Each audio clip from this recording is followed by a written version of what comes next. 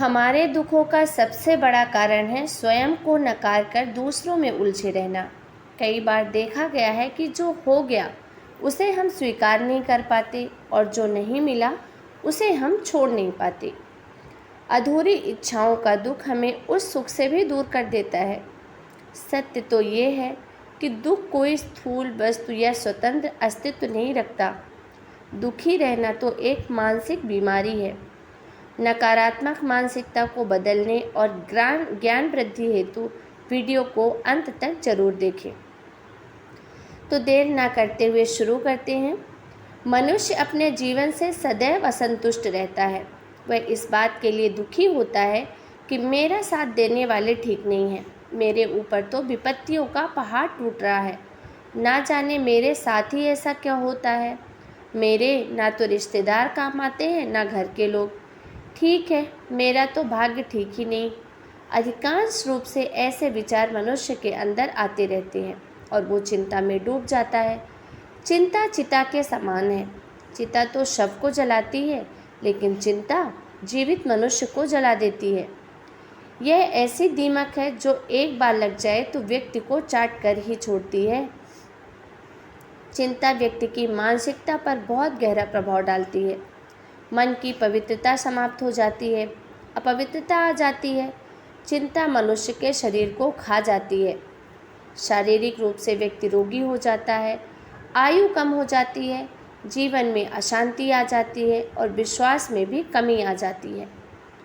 भारत में अधिकतर लोग भाग्यवादी हैं। उदाहरण के लिए राम भरोसे बैठकर राह खाट पर सोए, अनहोनी होनी नहीं होनी से हो सो होए।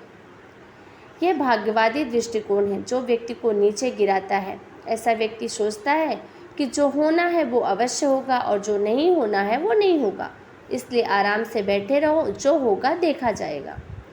भाग्य के भरोसे बैठे रहना कायरता है। दुर्भाग्य से समाज आज भाग्यवादी बन गया है।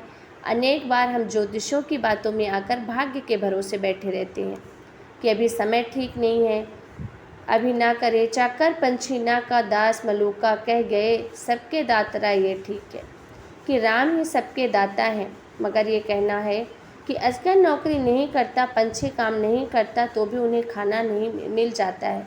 हमें भी काम करने की क्या ज़रूरत है, जो भाग्य में होगा मिल जाएगा।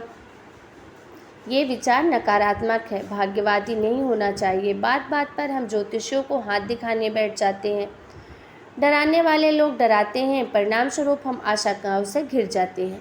हाथों की रेखाओं में गुम होकर जीवन नष्ट ना करें, क्योंकि कुछ व्यक्ति संसार में ऐसे हैं जिनके हाथ नहीं हैं, परंतु फिर भी उनका भाग्य है और बनता बिगड़ता भी है। मनुष्य को अपना कर्म करते रहना चाहिए। आप कर्म नहीं करेंगे तो राम भी कृपा नहीं करेंगे। संसार कर्म क्षेत्र है। इस कर्म भूमि में सब कर्म करने आए हैं और कर्मठ व्यक्ति ही प्रभु की कृपा प्राप्त करता है। पुरुषार्थ को छोड़िए, कर्मठ बनिए। कर्म से जी चुराकर भाग्यवादी बनकर बैठने से बात नहीं बनेगी। कर्म करोगे तो ही सौभाग्यशाली बनोगे। हम काम करना नहीं चाहते, भाग्य के भरोसे बैठकर अपनी कमजोरियों का दोष दूसरे के माथे मढ़ देते हैं कि दूसरों के कारण हम दुखी हैं। खुद झुकना नहीं चाहते और हम सोचते हैं कि दूसरा झुके। हम तालमेल बैठाकर चलें तो सौभाग्य आगे बढ़ता जाएगा। प्रारब्ध बहुत महान है।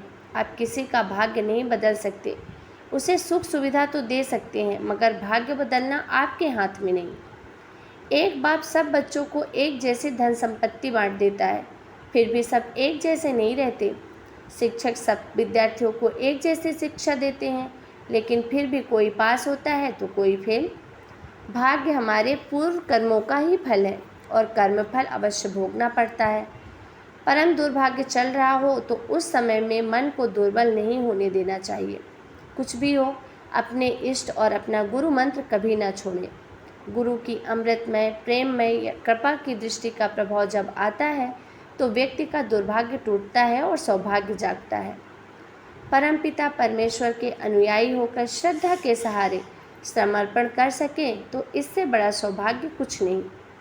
देर सवेर हो सकती है, मगर दरवाज़ा वहीं से खुलेगा।